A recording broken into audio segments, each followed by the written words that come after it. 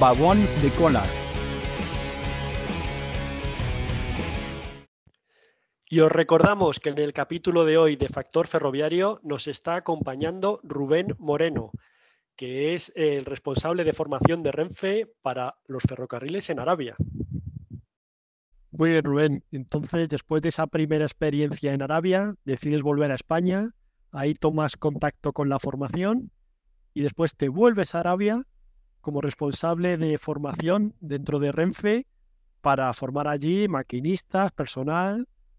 La formación me había llamado la atención siempre, pero es algo que bueno, yo pensaba, digo, voy a ser capaz yo de que me entiendan, de que aprendan conmigo, que es una cosa muy importante. Entonces, para que alguien sea maquinista va a depender de la explicación que yo le dé. Era algo que me tenía yo en mi cabeza, ¿no? De siempre. Y que nunca me dio por apostar a hacerme formador. Hasta que tuve la oportunidad de llegar a Arabia y hacer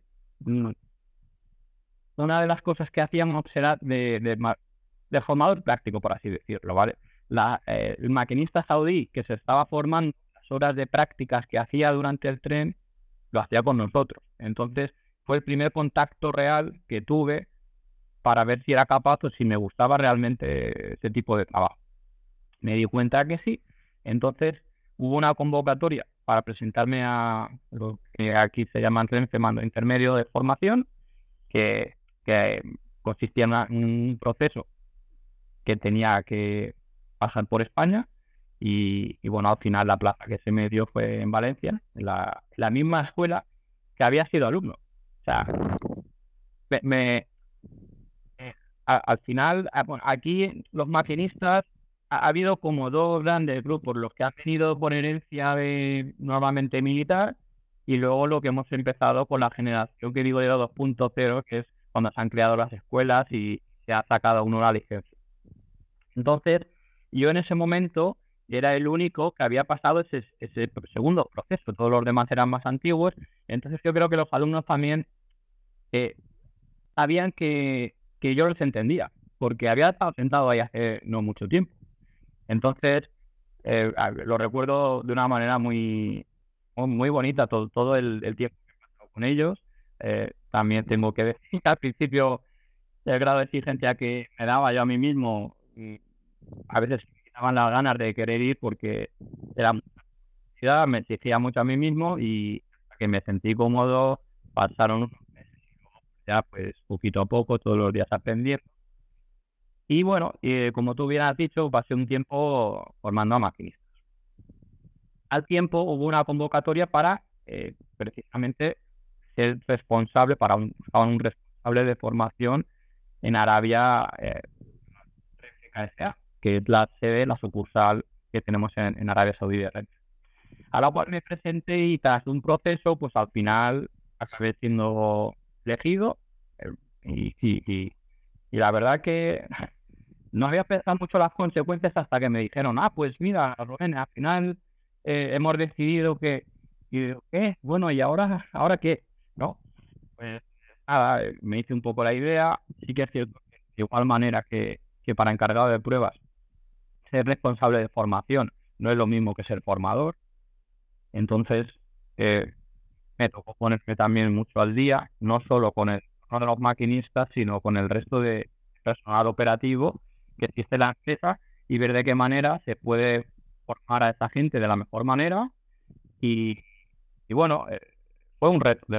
Mi vida funciona a través de retos y siempre he dicho que tengo una habilidad increíble para complicarme la vida, pero bueno, hay gente que no sabe vivir de otra manera y yo creo que soy uno y al final sí, cada me la tengo, al final cuanto más disfruto de ella porque sé que puedo intentar sacar alguno.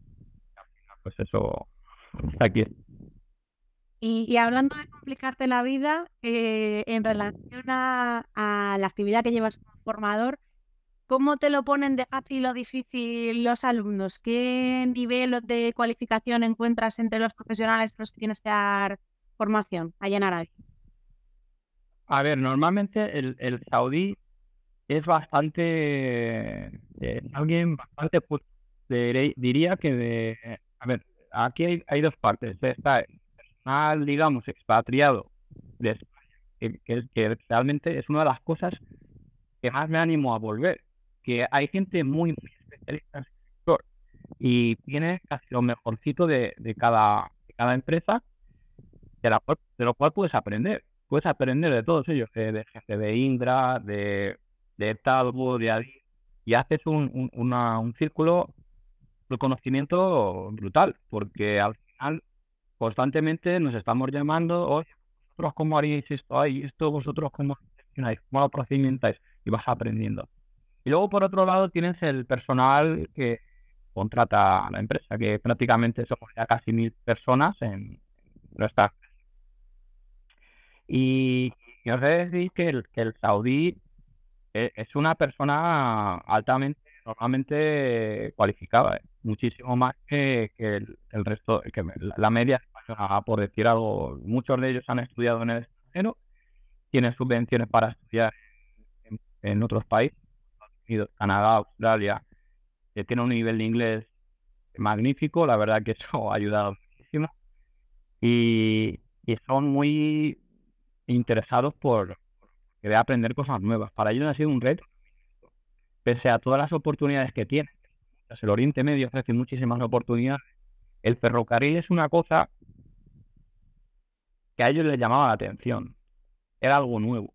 Luego sigue siendo nuevo y por eso siguen intentando a trabajar con nosotros y es algo que agradezco. Es una buena carta de presentación el crear este tipo de ferrocarril en países de Oriente Medio, porque para ellos, algunos de ellos, es un sueño. Y bueno, más o menos con lo que acabas de contar ya casi me contestas a esta pregunta, pero cada vez que abrís una convocatoria, ¿cuál es la respuesta que hay de la gente de allí de Arabia Saudí? ¿Se presentan muchos? ¿O sea, hay mucho interés en trabajar en el sector ferroviario?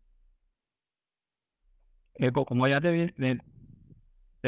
dicho, hay muchísimas oportunidades en Oriente Medio. Ya me gustaría a mí que en España, o sea, aquí la gente, yo no sé, son datos que no suelen ser compartidos, pero la gente deja el trabajo con una facilidad abrumadora. O sea, saben que van a encontrar trabajo. No, hay trabajo por todas partes. Todos los países del Oriente Medio están haciendo una transición que va en aumento. Y el ferrocarril es algo que les llama la atención. Ellos, para que te hagas una idea, hicimos una última convocatoria para maquinistas y creo recordar que se presentaron cerca de 30.000 para 30 puestos de trabajo.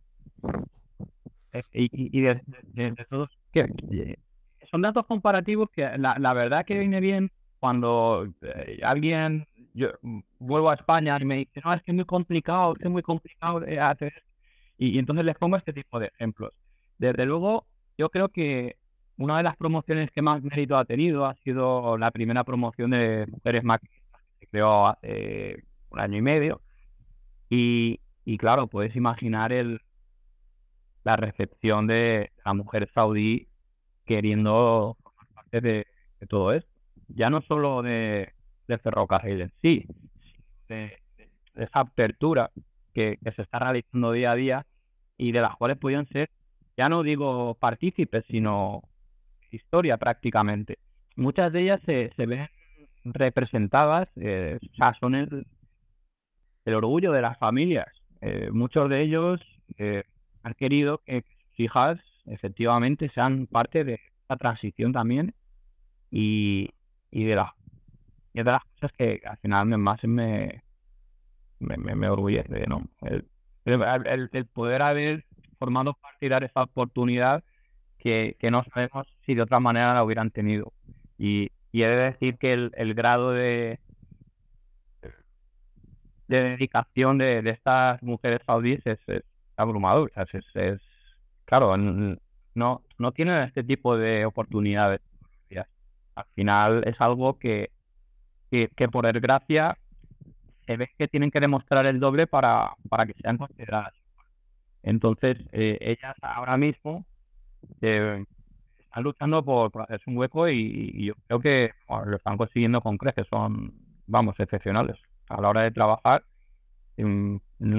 analizo personalmente los datos de las incidencias que suelen ocurrir y cómo actúan, y lo hacen de una manera bastante eficiente.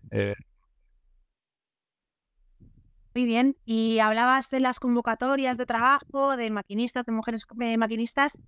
En general, ¿qué puestos profesionales son más necesitados en Arabia? ¿De qué hay más demanda? Pues al final no hay tanta variación respecto a España, pero he de decir, por ejemplo, la minería y temas relacionados con el petróleo copan prácticamente las oportunidades que hay aquí. Todo lo derivado del petróleo, hay muchas empresas de derivados que además son las que precisamente mejor pagan porque las que mejor están posicionadas. La banca también funciona muchísimo. Hay cada vez más sucursales de especialidad. ¿Y dentro del ferrocarril, Rubén? Dentro del ferrocarril, es que date cuenta que aquí prácticamente no hay mucho ferrocarril. Aquí hay 3 líneas. Mira, para que te hagas una idea, las cifras del año pasado de viajeros creo que llegaban a 11,2 millones, y nuestra línea ha movido 7. Entonces te puedes hacer una idea. En las otras 2 que hay, la cantidad de viajeros que han movido son cifras reducidas comparado a los puestos de trabajo que hay cerca en el ferrocarril. Son un poquito escasas comparado con como España, que tenemos pues más fábricas, más factura, reparación. Ahora mismo, por ejemplo, nosotros lo que más estamos contratando es personal a bordo, maquinistas y personal de estaciones.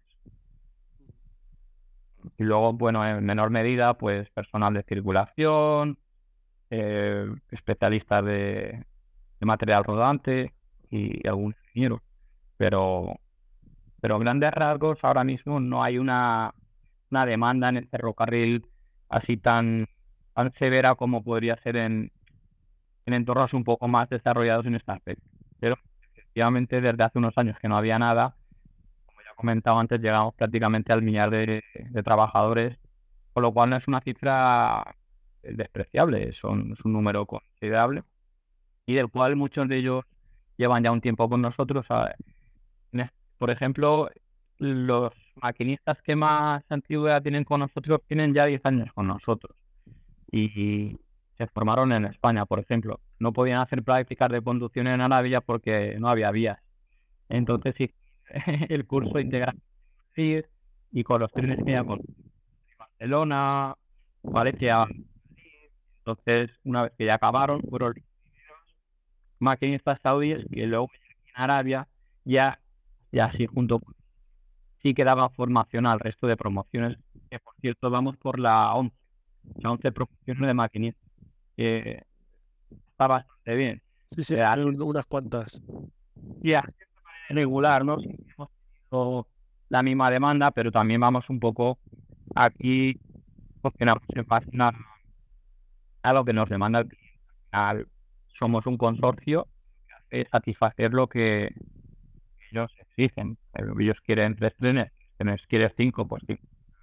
Es como funciona el consorcio en este momento. Dando cada ciertos kilómetros hay un paso subterráneo que se llama Camel Crossing, que es un paso para que camellos por debajo de las vías. Bueno, y aparte de esta anécdota de los camellos, así a modo general, saliéndonos ya de la formación, ¿qué dirías que es la principal diferencia entre el sector en general, el mundo ferroviario en los trenes de allí de Arabia y lo que estamos acostumbrados a ver en España o en Europa en general? Allí es algo como más. Primero decir que no hay tanta diferencia, dado que el 100% del material ferroviario que tienen, o en este caso, o es de CAF o es de Talgo, con lo cual no hay tantas grandes diferencias.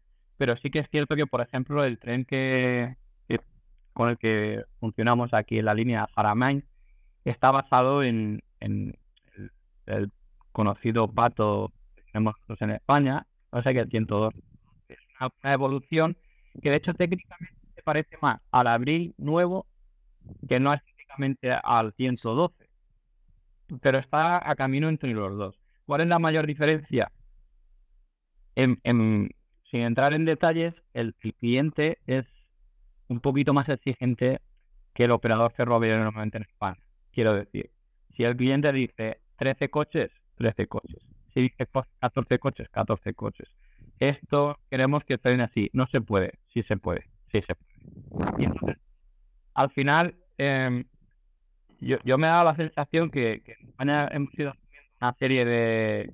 no hemos estado a lo mejor en la última de lo que podíamos haber hecho y se le podría haber apretado más al fabricante. De hecho, ahora que se le está intentando apretar, a mí me da la sensación que hay esa serie de conflictos institucionales con Talgo, con que se entregan, que se entregan. Y aquí, como directamente el cliente es el que te da, entonces suele ser lo que él te dice. Que queremos una cafetería más grande, que queremos que haya tantas ruedas. Que queremos, al final es un poco alemán. Ha habido muchos mucho tipo de decisiones y al final, digo, técnicamente no hay tanta diferencia porque es material español, tanto el que manejamos nosotros como el que manejan en las otras líneas, y no hay grandes diferencias. Y es cierto que se ha utilizado muchísimo como banco de pruebas para luego otros tres, o en este caso ya os digo que es el Abril, que es una evolución del tren que tenemos aquí. Muy bien, Rubén, pues nos hemos quedado sin tiempo, no nos hemos dado ni cuenta, se nos ha pasado volando. La verdad que ha sido un placer hablar contigo, todas esas anécdotas como maquinista, como formador del propio país, ¿no? La verdad que ha sido muy curioso, muchísimas gracias. Y oye, recopilando anécdotas y vuelves a venir a desarrollar y a contarnos. Encantadísimo, muchas gracias. Muchas gracias, Rubén. Hasta luego. Luego. Chao.